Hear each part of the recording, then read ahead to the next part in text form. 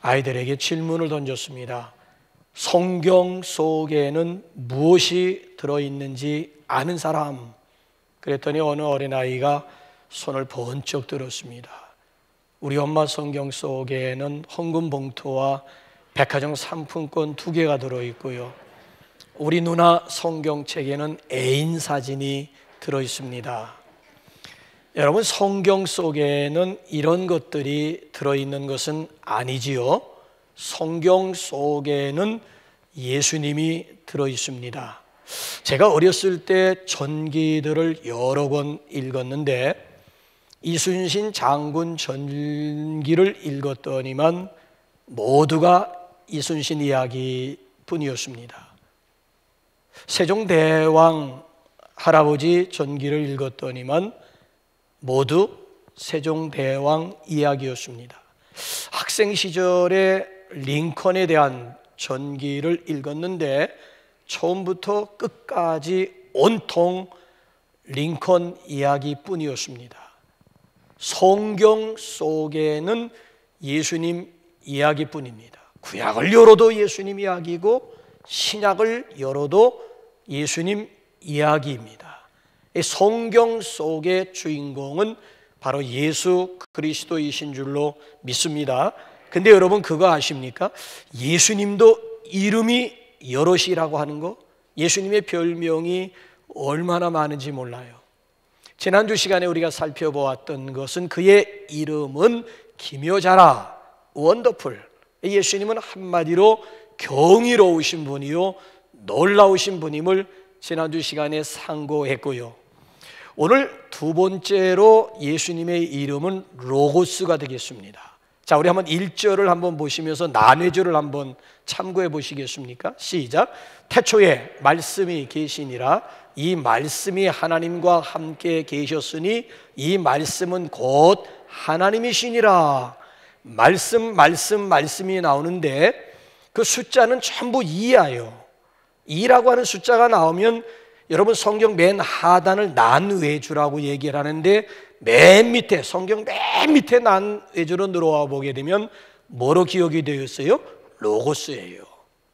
예수님의 별명이 로고스, 예수님의 이름이 말씀임을 강조해요.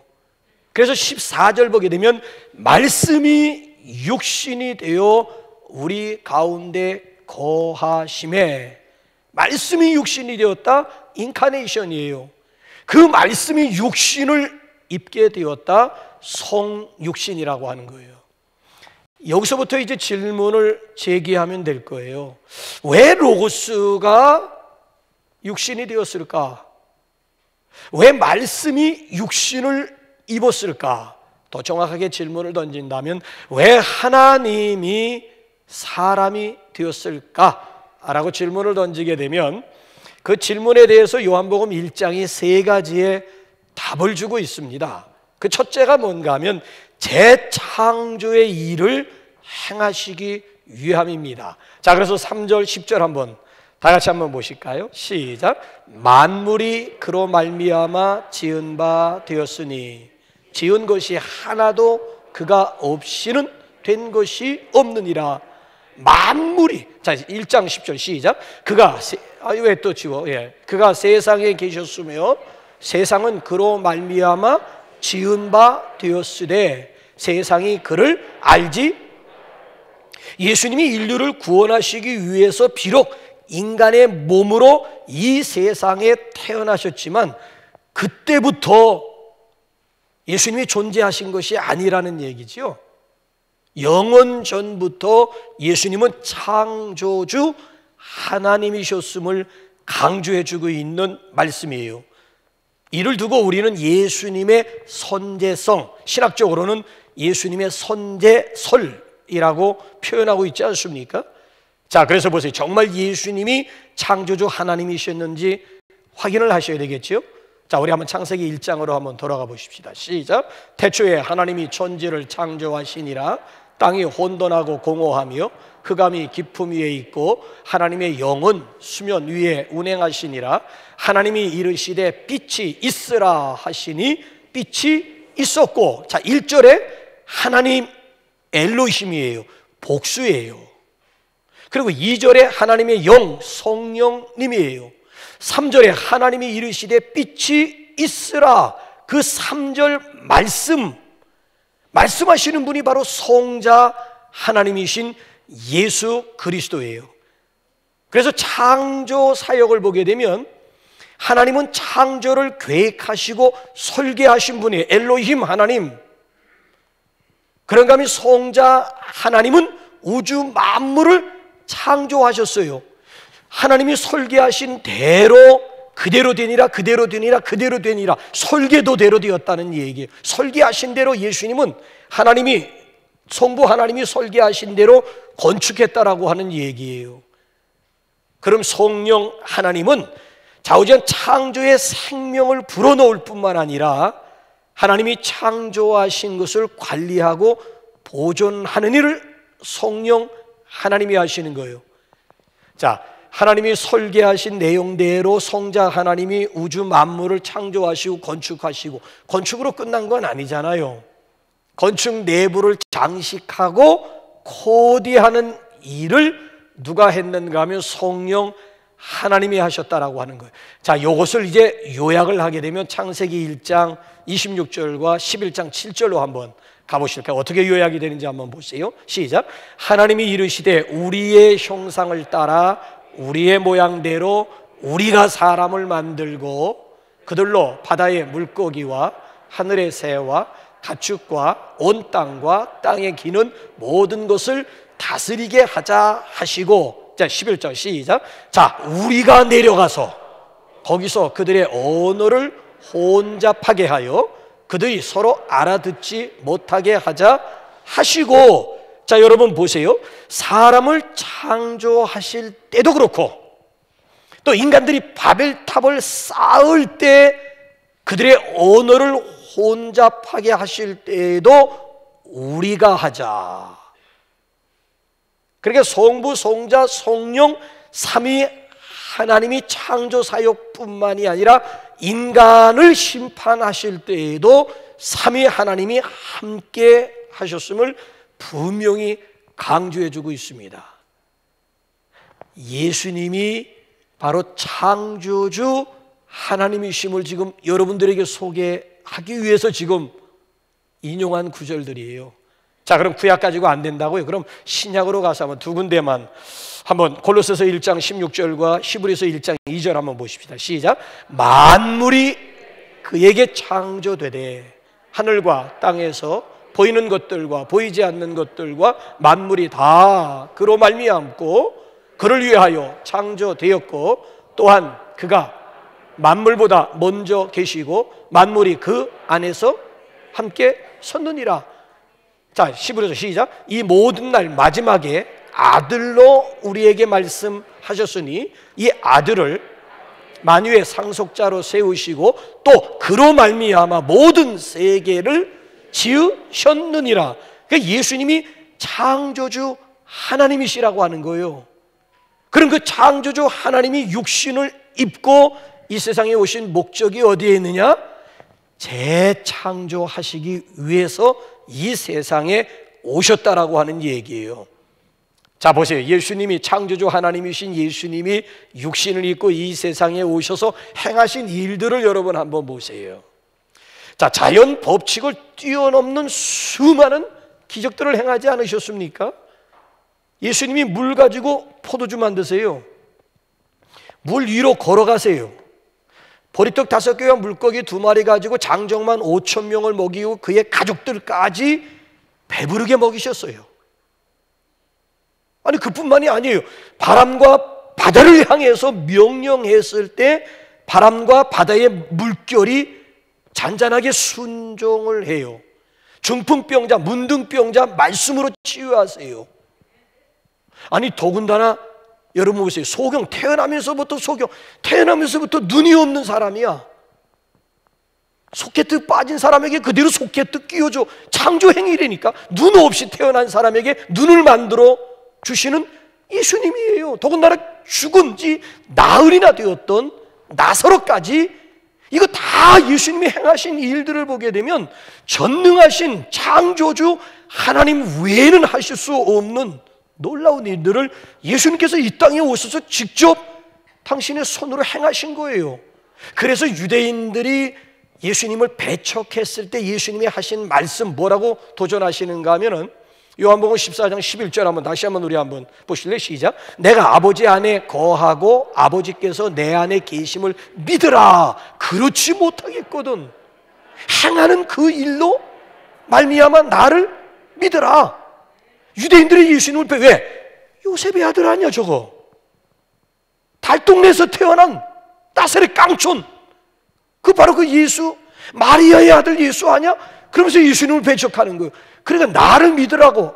믿지 못하겠거든. 지금 내가 행하는 일들, 전능하신 하나님만이 행하실 수 있는 일들이라고요. 내가 행하는 그 일들을 보고 나를 믿으라고 예수님이 도전하시잖아요. 아일리스라고 하는 드라마를 여러분 보셨습니까? 대박 쳤지요. 그 아일리스를 쓴 사람이 유서 한 장 남겨놓고 자살했다라고 하는 거 여러분, 그렇게 대박을 친 작가임에도 불구하고 유서 하나 써놓고 자살했어요. 제가 좋아하는 연예인들, 특별히 참 연기도 잘하고 멋있게 생기고 예쁘게 생기고 게다가 크리스찬이기 때문에 제가 굉장히 좋아했던 배우들 가운데 여러 명이 스스로 목숨을 끊었어요. 믿지 않는 사람들이라면 뭐 소망이 없으니까 혹 그렇다손 치더라도 예수 믿는 사람에게는 분명한 목적이 있고 소망이 있는데 왜 죽었을까? 너무 제가 안타까워했던 사람 중에 한 사람이에요. 오죽했으면 대한민국은 자살공화국이라고 하는 오명이 있겠습니까? OECD 가입 국가 중에서 여러 해째 지금 자살률 1위야.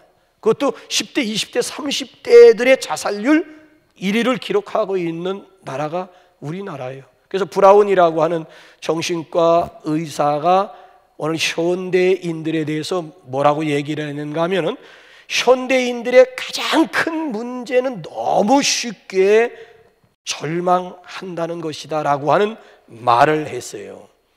여러분, 아무리 오늘 뛰어난 현대 과학이나 의학이라 할지라도, 아니 의술이나 요즘 AI 지능성 컴퓨터라 할지라도요, 인간의 영적인 문제와 심령의 문제만큼은 해결할 수 없습니다. 인간의 불행과 행복 좌우할 수 없다라고 하는 이야기예요. 여러분, 인간이 맨 처음 죄를 범하면서 이 땅에 들어온 것이 혼돈과 흑암, 공허함이었다고 하는 거예요. 죄를 지으면서 첫 번째 나타나는 현상이 혼돈, 공허, 흑암이었다라고 하는 것, 여러분 창세기를 통해서 알게 되지 않습니까? 그래서 여러분 보세요. 우리가 맨 처음 하나님이 당신의 형상대로 우리 인간을 창조하실 때에는 그분과 더불어 행복하도록 지음을 받은 거예요. 그러니까 인간의 행복이라고 하는 것은 성적순 아니라고 하는 얘기고요, 물질순은 더더욱 아니라고 하는 거예요. 물질로 행복할 수 있다면 선진국에 사는 사람들은 다 행복해야 되잖아요.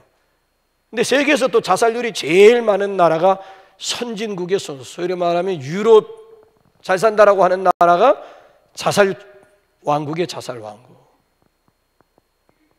오히려 저기 가난하게, 찢어지게 가난하게 사는 사람들이 쉽게 포기할 것 같은데 오히려 그런 나라일수록 자살률은 또 드물어요. 그러니까 관계를 통해서 행복하도록 지음을 받은 것이지 무슨 소유라든지 아니면 가방끈으로 인해 가지고 인간이 행복할 수 있는 것은 아닙니다. 관계가 좋으면 행복한 것이고, 아무리 금은보화를 손에 쥐고 있다 할지라도 관계가 깨지면, 관계가 좋지 않으면 인간은 짐승이 아니기 때문에 불행할 수밖에는 없다라고 하는 얘기예요. 여러분, 연약하고 죄 많은 인생들이 창조주를 인정하면서 그분을 섬기지 않으면은 그 자체가 불행일 수밖에는 없다라고 하는 얘기예요. 자, 이런 완전 망가진 인생들에게 창조주의 음성이 울려 퍼지게 되면 다시 회복되고 다시 치료가 되고 새로운 삶이 시작될 줄로 믿습니다. 여러분 보세요. 창조주 예수님의 말씀이 떨어지자 죽은 소녀 살아나잖아요. 죽은 청년 일어나잖아요. 죽은 나사로가 제 발로 무덤문을 박차고 걸어 나오지 않습니까? 창조주의 음성이 선포되자마자 바람과 파도가 잔잔해지지 않습니까? 그래서 비록 내 현실이 현재 혼돈하고 공허하며 흑암 중에 있을지라도 주님의 창조적인 능력의 말씀이 내 영혼, 내 심령, 내 삶 가운데 들어오기만 하면 하나님 보시기에 심히 아름다운 그런 모습으로 재창조되어질 줄로 믿습니다. 누구든지 그리스도 안에 있으면 새로운 피조물이라. 이전 것은 지나갔으니 보라, 새 것이 되었도다. 아멘?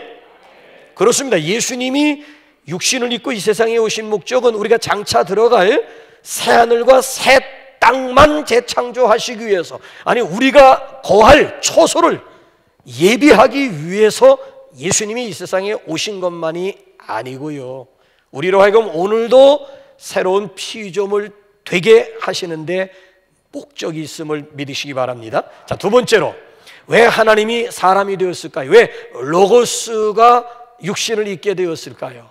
두 번째는 하나님을 보여주시기 위함이에요. 자, 우리 한번 18절 한번 다시 한번 보세요. 18절, 본래 하나님을 본 사람이 없으되 아버지 품속에 있는 독생하신 하나님이 나타내셨느니라. 우리 육안 가지고는 하나님을 볼 수 없다는 거예요. 왜 그럴까요? 왜 우리 육안 가지고는 하나님을 볼 수가 없을까요? 하나님은 영이시니 로마서에 보게 되면 영은 살과 뼈가 없느니라고 그랬어요. 요한복음 4장에 하나님은 영이시니 예배하는 자가 신령과 진정으로 예배할, 하나님이 영이기 때문에 로마서 8장에 보게 되면 영은 살과 뼈가 없다.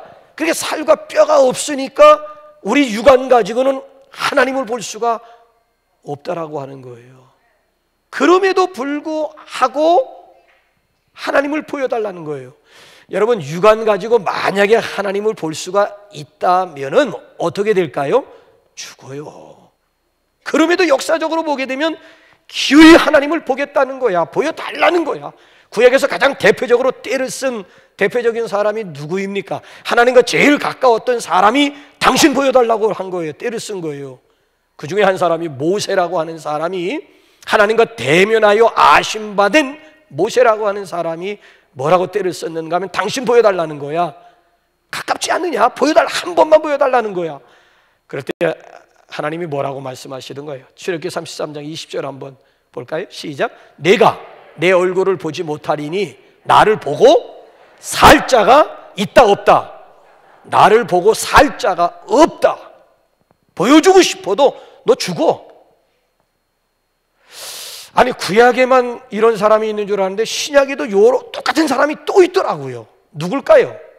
빌립이야. 여러분 한번 요한복음 14장 한번 8절 9절 한번, 신약에도 또 있어요. 시작. 빌립이 이르되 주여 아버지를 우리에게 보여주옵소서, 그리하면 족하겠나이다. 예수께서 이르시되 빌립아, 내가 이렇게 오래 너희와 함께 있으되 내가 나를 알지 못하느냐? 나를 본 자는 아버지를 보았거늘 어찌하여 아버지를 보이라.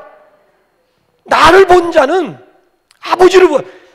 내가 하나님이라는 거야. 나 보면 하나님 본 거라는. 아니, 하나님은 영이시기 때문에 살과 뼈가 없어서 볼 수가 없는데 예수님이 살과 뼈를 입고 이 세상에 오신 목적이 어디에 있느냐 하면 인간들의 마음속에 있는 근본적인 질문에 대한 해답을 주기 위해서 역사적으로 계속 오늘 현대인들이라고 해서 하나님 보고자 하는 마음이 없을까요? 그럼 이단들이 뭐로 나타나는 거예요? 이단들이 장사가 되고 이단들이 지금도 성업을 이룰 수 있는 이유는 기어이 보고 믿겠다라고 하는 건 아닙니까? 이만희 또 다른 보혜사래요. 당신이 예수님이 떠나가시면서 내가 떠나가면 또 다른 보혜사를 너희에게 보내주시리라. 그가 또 다른 보혜사라고 하는 얘기예요. 그래서 우리나라에만 해도 재림 예수가 30명이 넘는다면서요. 내가 감람나무, 두 감람나무죠. 내가 바로 그 한 감람나무다. 두 증인 중에 내가 바로 그 한 증인이다. 내가 또 다른 보혜사 보내주신다고 주님 약속하셨는데 내가 바로 또 다른, 교묘하게 당신 스스로를 재림 예수로 포장한 사람들이 한국에만 해도 30명이 넘는다는 거예요. 신천지 여러분 보세요. 3년 전에 대구에서 신천지가 코로나 퍼뜨렸어요. 그래서 얼마나 막 매스컴이나 믿는 사람이나 믿지 않는 사람들로부터 얼마나 집중적으로 막 공격, 그래서 찌그러진 줄 알았어. 지난달에 대구에서 10몇만 명이 보란듯이 봐라 이거. 코로나19 동안에 너희들이 아무리 우리를 공격하고 우리를 없애버리기 위해서 수단 방법을 동원했지만 봐라, 마치 새를 자랑하듯이 10몇만 명의 큰, 그래 저들 고유의 의식을 행했어요. 오히려 코로나를 통해서 기독교인들의 숫자는 줄어들었음에도 불구하고 신천지의 숫자는 오히려 부흥이 되고 확장이 되었음을 보란듯이 보여주었어요. 아니 이만희 씨 지금 우리가 TV를 통해서 봤습니다. 쭈그러진 늙은이였는데도 불구하고 그 아내가 또 다른 보혜사 역할을 그의 아내가 하고 있지 않습니까? 이 정도 되면 떨어져 나갈 만한데 오히려 더 사람들 마음속에는 종교적 심성이라 그 심성만 건드려 주기만 하면 눈에 베이는 것이, 아니 여러분 유럽이라든지 저기 이스라엘 성지에 가보게 되면은 그 문화라고 하는 것은 다 기독교 문화들이에요. 그러니까 믿지 않는 사람들도 유럽 가게 되면 반드시 성당이라든지 예배당 찾는 거. 이스라엘 성지도 여러분 한번 가보세요. 무슨 기념교회 들어가 보게 되면 정신이 사납다니까요.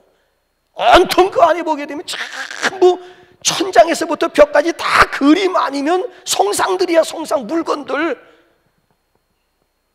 얼마나 미신적, 아주 정신이 사나워진, 나 같은 경우에는 정신이 사나워진다니까. 그 안에 그렇게 오래 있고 싶은 생각조차 전부 눈에 보이는 그림, 성화라고 얘기죠. 그 전부 물건들 모아놓은 거야. 기어이 사람들이 보고 믿겠다는 거고 만지고 믿겠다라고 하는 것 아니겠습니까? 봐야 되고 만져야 된다라고 하는 얘기예요. 이게 모세뿐만이 아니라 신약의 빌립뿐만이 아니라 오늘 현대를 살아가는 사람들도 그러니까 돌 붙여 만들어 놓는 것이고, 그러니까 예배당 입구에다 마리아 성상 만들어 놓고 들어가기 전에 그 앞에서 그냥 손이 발이 들도록 비는 것이고, 무속인들 같은 경우에는 썩은 고목나무라든지 아니면 위협적인 바위 밑에 가가지고 절을 하는 것이고, 아니면 떠오르는 보름달을 보면서 거기다 소원을 비는 것, 이게 공통된 인간들의 마음속에는 종교적인 심성이 있기 때문이라는 거예요. 자, 이런 어리석은 인간들을 위해서 예수님은 살과 뼈를 입으시고 육신을 입으시고 이 세상에 오셔서 3년 동안 하나님을 보여주신 거예요. 하나님을, 창조주 하나님을 보여주신 거예요. 그리고 떠나가시면서 뼈 있는 한마디 말씀을 하셨어요. 자, 우리 한번 요한복음 20장 28절 한번 다 같이 한번 읽어보실까요? 시작. 너는 나를 본고로 믿느냐? 보지 못하고 믿는 자들은 복되도다. 너는 나를 본고로 믿느냐? 보지 못하고 믿는 자들이 더 복이 있음을 주님께서 말씀. 그 대신 예수님이 떠나가시면서 두 가지를 남겨놓고 가셨어요. 당신의 몸으로서의 교회를 세워주시고 가셨고, 그래서 교회는 그리스도의 몸이에요. 그런가 하면 우리 손에 당신의 말씀을 쥐어주시고, 그게 바로 성경이에요. 그러니까 오늘도 우리가 어떻게, 아니면 어디서 하나님을 만날 수 있느냐? 공동체 속에서 하나님 경험하고 하나님, 그러니까 우리가 왜 공동체 가운데로 나와야 되느냐라고 하는 이유가 분명한 거예요.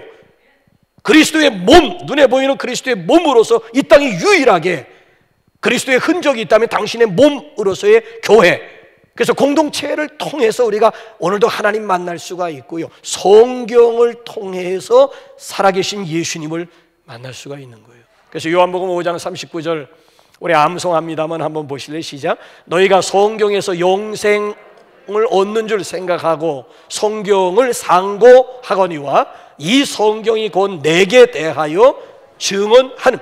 어디서 영생 얻어요? 성경에서 영생 얻는 거예요. 어디서 예수님을 만날 수 있어요? 성경. 왜? 이 성경이 곧 내게 대하여, 예수에 대하여 증언하기 때문에 성경 속에서 영생 얻고 성경 속에서 예수님 만날 수 있음을 분명히 강조하는 거예요. 그래서 신학자 칼바르트라고 하는 사람이 하나님은 오늘도 우리를 만나 주시기 위해서 성경에서 기다리고 계신다. 오늘도 다른 데서 예수 만날 생각하지 말라는 거야. 오늘도 하나님 우리를 만나 주시기 위해서 성경에서 우리를 기다리고 계신다라고 하는 이야기예요. 그럼에도 이 현대인들이 죽어라고 성경을 읽지 않는 거야. 성경을 열지 않는 거야.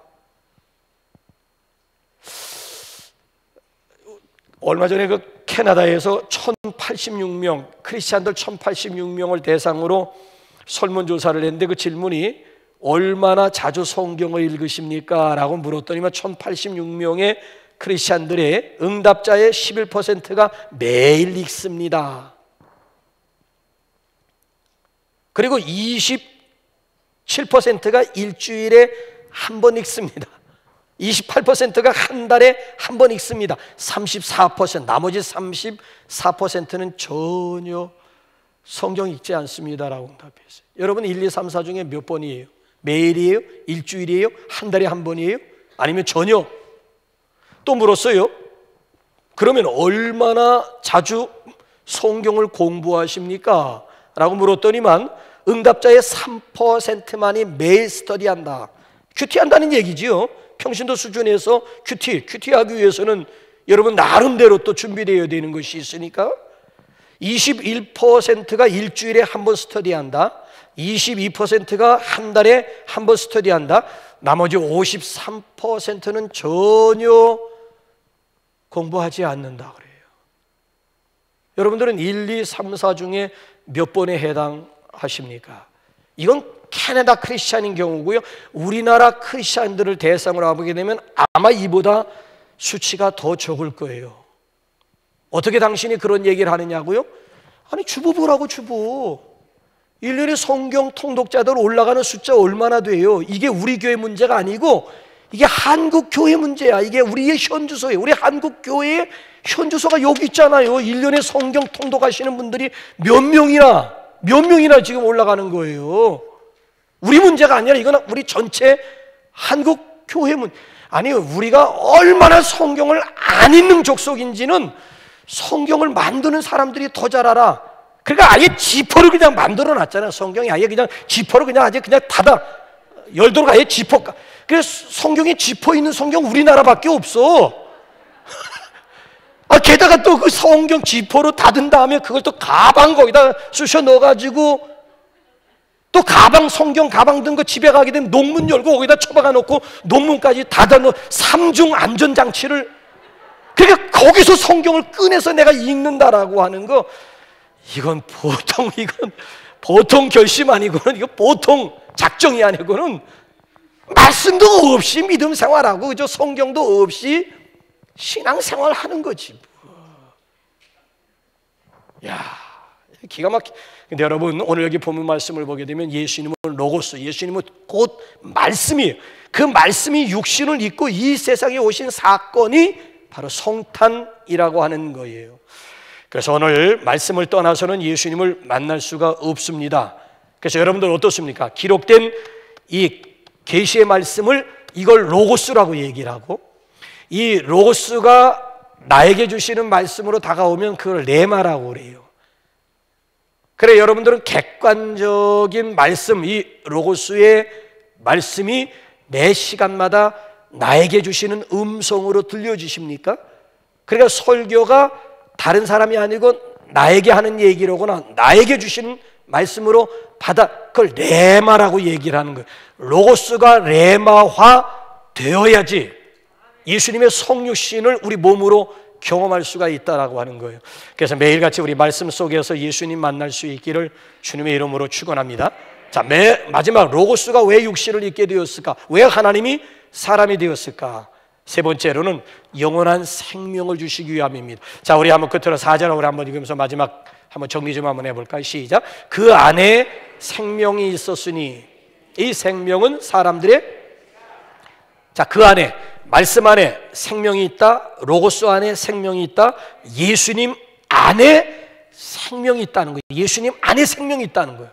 그럼 그 예수님이, 창조주 예수님이 왜 이 세상에 오셨다는 거예요? 예수님 안에 생명이 있어요.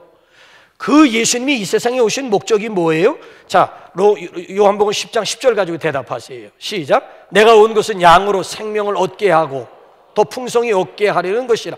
자, 그 안에 생명이 있어요. 예수님 안에, 말씀 안에 생명이 있어요. 자, 예수님 안에 생명이 있는데 예수님이 이 세상에 오신 목적은 뭐예요? 그 생명 주시기 위해서 오셨다는 거예요. 여기서 생명이라고 하는 것은 육신의 생명이 아니라 영적인 생명이지요. 자, 그래서 사람은 만들어진 부분이 있는가 하면은 창조된 부분이 있어요. 만들어진 부분은 뭘까요? 하나님이 진흙을 가지고 요 모양 요 꼴로 하나님이 만드셨어. 이걸 핸드메이더라고 그래.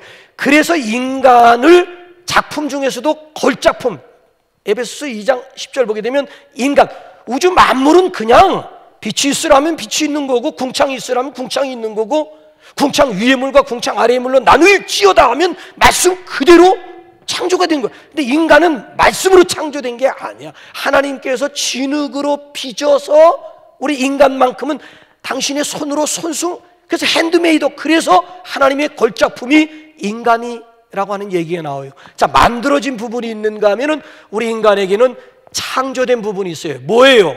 자, 만들어 놓은 다음에 코에다 뭘 불어넣었어요? 생기. 그랬더니 뭐가 되었어요? 생명. 하나님이 영혼은 하나님이 창조하신, 만드는 것이 아니고 영혼만큼은 하나님이 창조하신 거예요. 그래서 그 영혼이 하나님과 교제함으로 인해서 더 풍성한 생명을 누릴 수가 있는 것이지. 근데 아담과 하와가 먹으면 정령 죽으리라고 하신 하나님의 명령을 어기고 선악과 따먹음으로 인해 가지고 그 관계가 단절이 된 거, 관계가 끊어진 거야. 이 얘기는 우리 영혼이 정령 죽으리라고 하신 말씀대로 우리 영혼이 죽어버렸다라고 하는 이야기예요. 생명을 잃어버렸다는, 한마디로 말씀드리면 하나님이 불어넣어가지고 생명 주시고 생명 주셨는데 그 생명을 잃어버리고 만 거야. 그래서 에베소서 2장 1절 말씀을 보게 되면 허물과 죄로 죽었던 너희를 살리셨도다라고 하는 말씀, 허물과 죄로 이미 죽었던 너희를 강조해요. 자, 그러면 죽었던 영혼이 어떻게 살아날 수가 있을까요? 자, 로마서 6장 23절을 보게 되면은 죄의 값은 사망이라고 그랬어요. 죄의 값은 사망. 그러니까 죄로 인해 가지고 생명 잃어버렸잖아요. 자, 그럼 무엇보다 하나님과의 관계가 단절되었다라고 하는 얘기예요. 영적인 사망이에요. 돌아가서 영원한 사망은 장차 지옥 형벌을 피할 길이 없다라고 하는 얘기예요. 그럼 이 문제를 해결할 수 있는 길이 어디 있을까요? 자, 죄로 인해서 잃어버린 생명 어떻게 하면 다시 되찾을 수 있을까요? 죄값은 사망이니까 누군가 죄값을 대신 치러주면 되는 거예요. 내 대신 죄값을 대신 치러주면 잃어버린 생명 내가 다시 찾아올 수가 있는 거예요. 그럼 누가 내 대신 죄값을 치러준다는 얘기예요? 로마서 3장에 보게 되면 의인은 없나니 하나도 없다 그래요. 이 세상에 의인은 없나니 하나도 없다는 거예요.